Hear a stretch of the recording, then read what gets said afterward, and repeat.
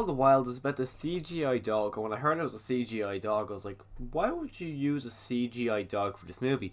But then as you actually watch the movie, it kind of makes a lot of sense because a lot of the elements they have a dog do in this movie wouldn't really. Well, anyway, I don't know. I could be wrong, but it doesn't seem like it could be possible to train a dog to do all this kind of stuff because the stuff he does is just. Even the stuff the dog does in this movie, it would probably be considered kind of torture if they actually made a real dog do all this stuff. So it makes a lot of sense when you actually really think about it, why they actually had to use it for a CGI dog. But not only does it star this CGI dog, it also stars Harrison Ford. For some way, the movie marketed him as probably one of the main characters.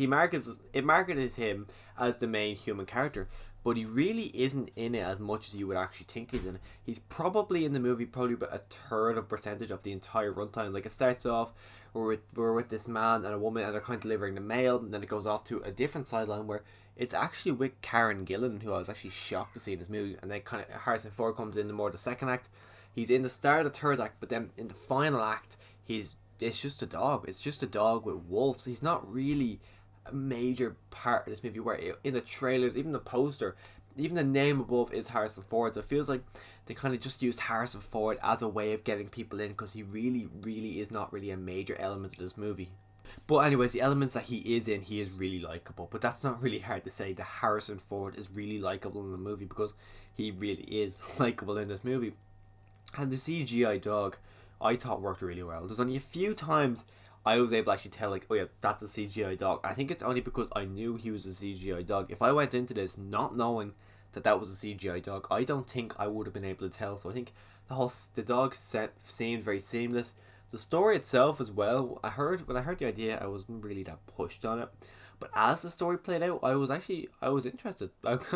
It's not a movie I would ever rewatch. But watching it the first time, I was a lot more intrigued to see where the story was going because I had no idea what was going to happen. There was elements to it that was very predictable, but overall, I think the movie, it's a very good family-friendly movie. It reminded me a good bit of the Air Bud movies from like early 2000s, late 90s. It reminded me a lot of them, and there was elements of this movie where I feel like a discussion happened where they were like, should we make the dog be able to talk or shouldn't we? Because it feels like elements where there's scenes where the dog could talk and it would just make a lot more sense. Where it is that kind of movie where if the dog was talking, it wouldn't have minded. It feels so generic. It feels like that could happen where there could be a talking dog in this movie, but for some reason they just decided not to use that. But it just feels like it could have been a talking dog movie, which I feel like it probably would do better for kids anyways if it was a talking dog movie rather than just having the dog. And the whole movie is narrated by Harrison Ford, but I feel like if the movie was narrated by the dog and we see elements of the dog talking, I feel like it would do a lot better for kids. And this movie is absolutely stunning. I don't know if this was shot on green screen, shot on set, or even shot on location, but I can't actually really imagine it was shot on location. But all the scenes, like there's a lot of scenes where it kind of pans out and we get to see the whole ocean or the whole forest or the whole like all the snow, and it's gorgeous. If someone told me that this was shot on location, I wouldn't have been surprised because it did look that good, but I don't think it was actually shot on location. But the whole thing, it was stunning. There was an avalanche scene when we see like snow flying down and it looked absolutely real. There's scenes when we see our character of the dog and Harrison Ford going down a river and it looked like an actual real river, which I think maybe there's a small chance that was a real kind of river, but again, I don't really think it was shot on location. But this whole movie, it was stunning, absolutely stunning. It was kind of shocking how good this movie actually looked, because when I was going into it, I wasn't really expecting to leave this movie with my favorite thing being the visuals. It's just that's not something I was going into this movie predicting. The relationship between Harrison Ford and this dog was really believable. There was this villain throughout this movie who kind of came in midway through the second act, and I didn't really like him.